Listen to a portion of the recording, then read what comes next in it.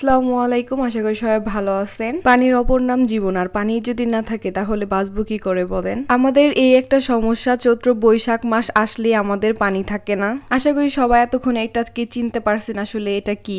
এটা হচ্ছে কুয়া। এখন অনেকেই ভাবতে পারেন আসলে আমরা কি এটা থেকে পানি তুলে খাই, মানে হচ্ছে বালতি দিয়ে। আসলে না, মূলত আমরা এই কুয়ার পানিই খাই। এই কুয়াতে হচ্ছে মোটর সেট করা আছে, আর এই মোটর দিয়ে আমরা পানি তুলি ট্যাঙ্কিতে, আর তারপরে আমরা সেই পানি খাই। আর সব ধরনের কাজ করে থাকি এই পানি দিয়ে, যেমন গোসল, খাওয়া দাওয়া সবকিছুই। আর আমাদের এই পানির সমস্যাটা সবসময় থাকে না, বছরে হচ্ছে 2 মাসই পানি থাকে না, একটু একটু পানি থাকে। আসলে সেটা ট্যাঙ্কিতে ওঠানো সম্ভব হয়ে ওঠে না, পানি ওঠে না। সেই কারণে আজকে এই ব্যবস্থা করা যেন পানি উঠে, আমাদের আর কষ্ট না করতে হয়। আপনারা যে এখন 3 জন ব্যক্তিকে দেখতে পাচ্ছেন, আসলে এনারাই হচ্ছে মূলত কুয়া পরিষ্কার বা কুয়া ছাবা এগুলোরই কাজ করে থাকে। তো এর জন্য এদেরকে আমার বাবা বলেছে, আর তারাও চলে আসছে আমাদের এই কুয়া পরিষ্কার করতে। এই 3 জন ব্যক্তির মধ্যে একজন একদমই বৃদ্ধ, আর সেই বৃদ্ধ লোকই হচ্ছে এই কুয়াতে নামবে। এটা শুনে তো আমি প্রথমে অনেক ভয় পাইছিলাম। পরে ওনারা বলল আসলে উনিই নাকি এই কাজ করে, আর ওনারা হচ্ছে ওনাকে সাহায্য করে। আপনারা তো দেখতেই পেলেন আসলে উনি কিভাবে নেমে গেল।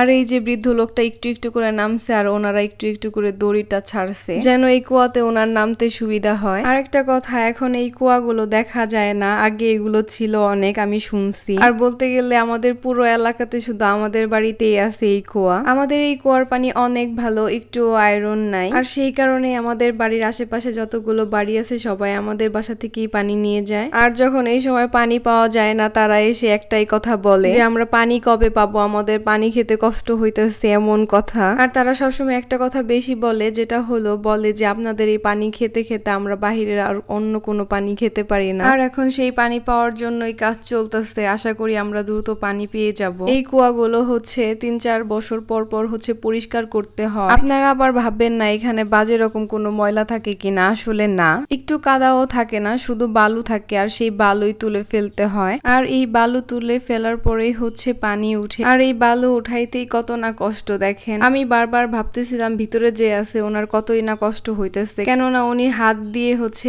বালতিতে বালুগুলো ভরে দিতেছে, আর ওপরের এই 2 লোক হচ্ছে সেই বালতি টেনে টেনে বালুগুলো ফেলছে। আর এমনিতেও আজকে অনেক রোদ উঠছে, যে কারণে ওনার হয়তো একটু বেশি কষ্টই হইতেছে ভিতর থেকে। এই রোদের কারণে বাহিরেই যে অবস্থা, ভিতরে না কিরকম গরম আল্লাহই জানে, আর উনিই জানে। ভিতরে তো ওইরকম বাতাসও যাইতেছে না, কিন্তু গরম ঠিকই লাগতেছে হয়তো। আমার এই বৃদ্ধ লোকটার জন্য অনেক খারাপ লাগতেছিল, কেননা আমি যখন ভিডিও করতেছিলাম তখনই আমার অনেক গরম লাগতেছিল, আর এটা ভেবে আমার ওনার জন্য অনেক খারাপ লাগতেছিল। ওনার এই কষ্টের জন্য হয়তো আমরা খুব দ্রুত পানি পেয়ে যাব, আশা করা যায় আর কি। এইখানে প্রচুর গরম থাকার কারণে কিন্তু বাবা বেশিক্ষণ থাকতে পারছিল না, এখানে একটু পরপর আসছিল আর যাচ্ছিল, কেননা কাজ দিয়ে গেলেই তো হলো না, কাজ তো একটু একটু দেখতে হয় তাদের সাথে। আর একটু আগে হয়তো আপনারা দেখতে পাইছেন যে এখানে আমার দাদাও ছিল ছাতা নিয়ে, একটু পরপর সে আসছিল আর যাচ্ছিল। বাবা আর দাদা দুইজনে এরকম শুরু করছিল ছোটাছুটি, আসা আর যাওয়া। আর এই যে আমাদের কুয়া পরিষ্কার করা হয়ে যায়, আর তারপরে সেই বৃদ্ধ লোকটা কুয়া থেকে বের হয়ে আসছে। আর আমি একটা জিনিস খেয়াল করলাম, ওনার বের হইতে অনেক কষ্ট হইতেছিল,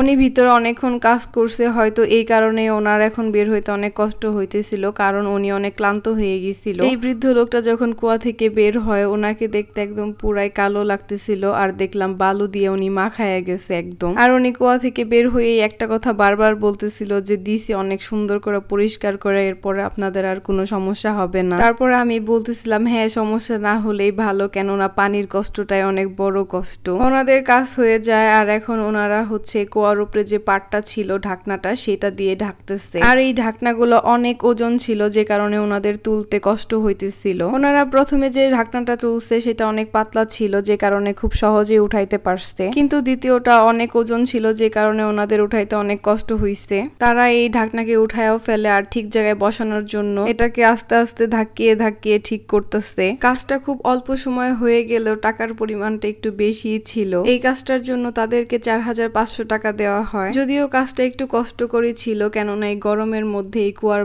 মধ্যে নেমে কুয়া পরিষ্কার করা। আর এই যে ওনাদের সব কাজ শেষ, ওনারা এখন চলে যাবে। আর এই কুয়ার মধ্যে কি পরিমাণ বালু হয়েছিল দেখেন, আর সেগুলোই পরিষ্কার করলো। আর তারা এখন চলে যাচ্ছে, আর সেই বিদায় দেওয়ার জন্য বাবা ওইখানে দাঁড়ায় ছিল। আর ওই বৃদ্ধ লোকটা বাবাকে বারবার বলতেছিল আবার কোনো সমস্যা হইলে আমাকে ডাইকেন। তো কাজও শেষ হয়ে গেল। আল্লাহ হাফেজ, আপনারা সবাই ভালো থাকবেন।